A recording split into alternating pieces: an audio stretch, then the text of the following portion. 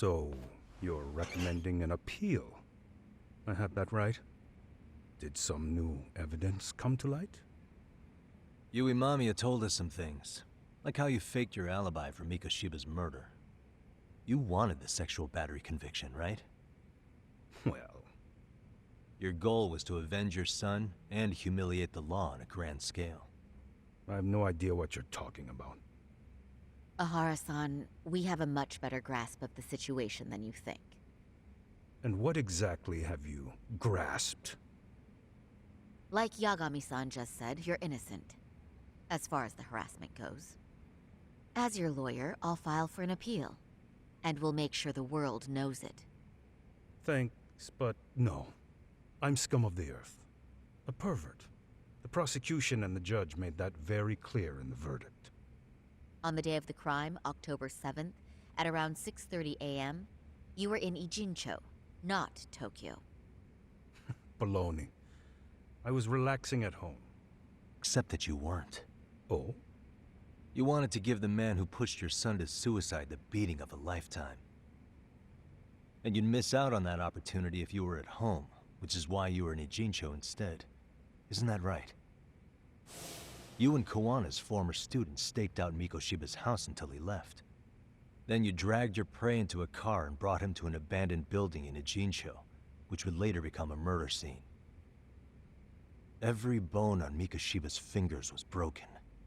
Remembering how he pushed Toshiro-kun to his death, it's no wonder you'd go that far. You tortured Mikoshiba without a shred of remorse. You inflicted no small amount of pain and terror. There's no way you weren't there, and I'd put my money on that. And then...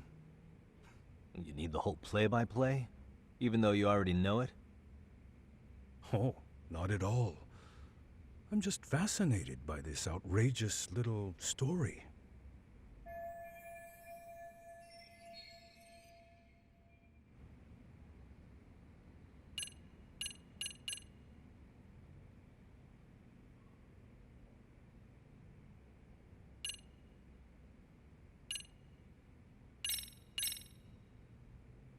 As for what you did next after beating Mikoshiba...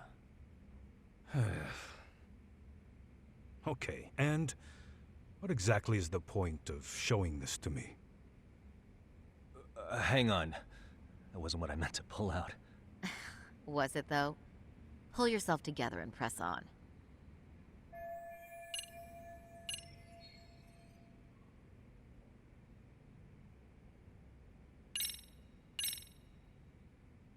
As for what you did next after beating Mikoshiba... It's quite a home video. Without leaving anything on Mikoshiba's body that could be traced back to you, you slit his throat. Estimated time of death was around 7:30 a.m. on October 7th.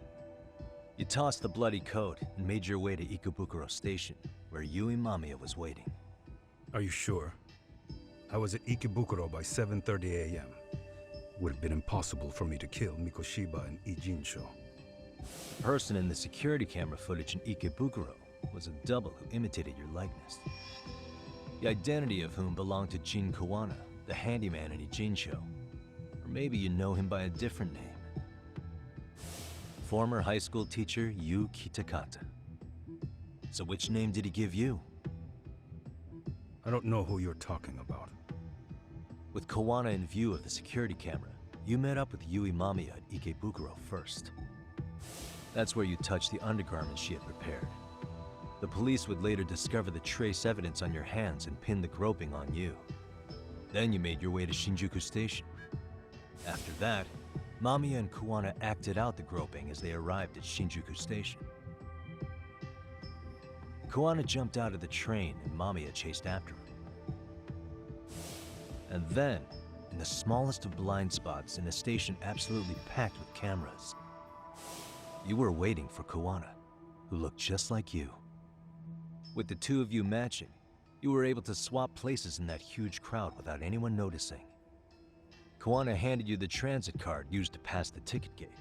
Just one piece of hard evidence that places you in Ikebukuro at 7:43 a.m. And Right after the swap, Mamiya started calling for help. After that, well, we've all seen how the news reported it. You were caught in a public place with plenty of witnesses. An active duty police officer arrested for sexual battery. The public outcry was very clear. As a result, despite it being your first offense, you were actually tried and convicted. The consensus is that it was a fitting punishment for someone so heinous. Even as your lawyer, I felt the same. Have some confidence in yourself, Shirosaki-sensei. The prosecution, the judge, and a lawyer like you all laid out the evidence in court and found me guilty. I'm in no position to doubt you. And I've long accepted the ruling that Toshiro was never bullied. There's nothing I can do but abide by the rule of law. Right? That's all I can do, right? I know what you're trying to say. You carried out the justice that the courts wouldn't, right? Everything my son went through was passed off like it never even happened. School, the teachers, and yes, the court. They all dismissed the reason he died. That's when Kawana came in the picture, telling you Toshiro-kun had been bullied. But was it Kawana's words that suddenly made you want to kill Mikoshiba? Because all of his fingers were broken while he was still alive. Was that really all just your pent-up rage? What do you have to say, Ihara-san?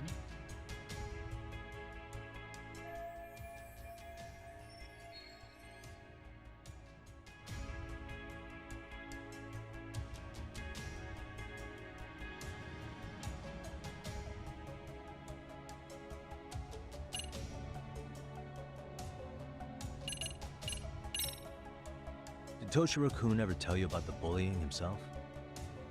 My son never confided in me about any of that. Then how did you know there was bullying going on? Why else would you murder Mikoshiba in cold blood?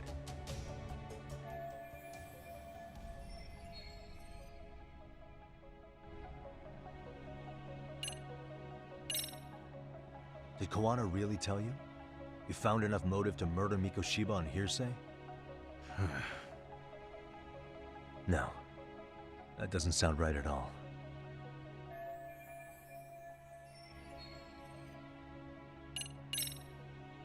Was Sawa-sensei the one who told you the truth? She was the only person Toshiro-kun confided in. You had to have heard it from her, right? Nearly hit the nail on the head, as they say. Nearly? After my trial, she confessed she knew about the bullying.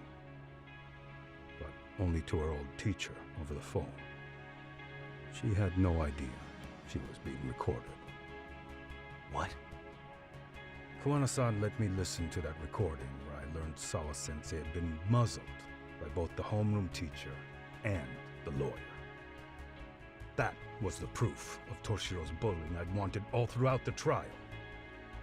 After hearing Sawa-sensei's words, I finally understood. They pushed my boy over the edge. Was there no other evidence of the bullying? Like a diary of Toshiro-kun's or something of the sort? Nothing. Toshiro never talked to me or my wife about the bullying. And that was probably all my fault. He was bullied in middle school, too. Kids would throw his pencil case around or hide his books. When I heard about it, I chewed him out. They walk all over you because you're weak. Grow spine, I told him. I take it that was the wrong approach. Yeah. I can't imagine how much courage it took for him to come forward about his suffering. I'm sure he felt ashamed about it. And I should have listened when he pleaded for help. I should have told him I was proud of his bravery. But instead, I pushed him away.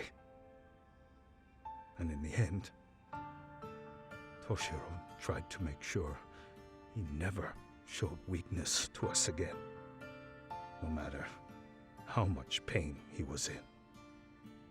He went to a private school out in Yokohama because he hated living with me.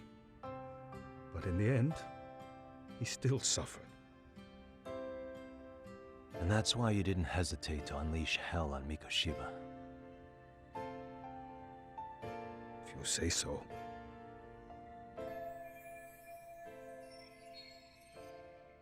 So the first time Kawana showed up was when he let you listen to the phone call with Sawa-sensei, right?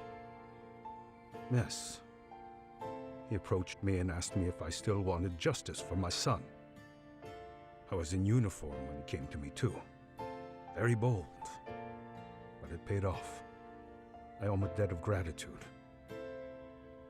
He reassured me he had already taken care of multiple individuals like Goshiba, and that he'd urged other families to avenge the children they lost to bullying.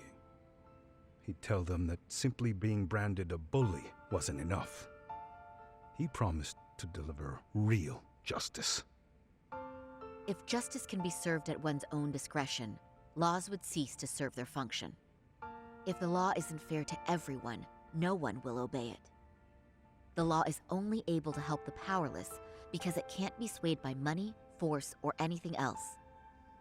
Then tell me, what's the solution when the law fails to punish someone who laughs in its face? To overlook those the law won't judge is to abandon those the law couldn't protect. To render justice with confidence, you require sufficient evidence. Some of the victims' families refused Kawana's offer of revenge, telling him it would be unforgivable. But even after rejecting his offer, not a one reported Kawana-san to the police. Do you understand what that implies?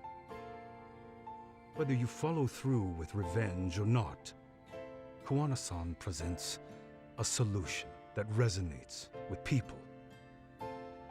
Being that the law is unfair and imperfect. Am I wrong about that? No, you're not. But we're fighting to make it as fair as we can. Laws have to change until they are perfect. They don't change fast enough. Toshiro's death was murder by another name. Yet Hiromi Koshiba walked free. He even got to enroll in a teaching program as a student teacher. Someone like him? It's insane! I'd die of old age before the law was ever written to be fair enough. For Toshiro's sake, I can't turn a blind eye to a world where the Mikoshibas can live without consequence.